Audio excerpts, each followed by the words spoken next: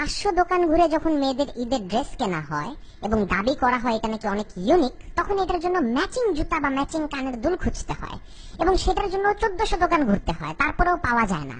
এরকম সিচুয়েশনে যখন গার্লফ্রেন্ড তার বয়ফ্রেন্ডকে ফোন দেয়, তখন পুরুং পুরুং পুরুং পুরুং, হ্যালো আবার শুরু হলো।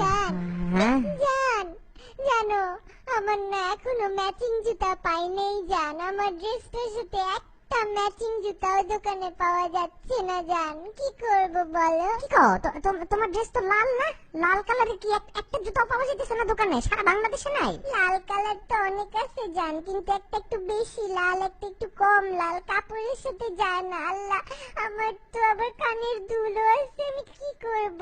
দূর মিয়া, তোমার যে কোনো আগের একটা জুতা আছে না? এই ছোট লোক, আমি কি ঈদে পুরান জুতা পরবো নাকি? ছোট লোক একটা কথাকার। কথায় কথায় আমার মায়ের মতন আমার ছোট লোক ডাইকো না তো। কি করছি ছোট লোকের? তোমার সাথে কথাটা শুনো। তা আগের জুতাটা মাপ নিয়ে ওই মাপে তোমার ঈদের একটু কাপড়টা একটু কাটে, তুমি একটু অল্প একটু কাপড় কাটলে কি যায় আসবে বলো?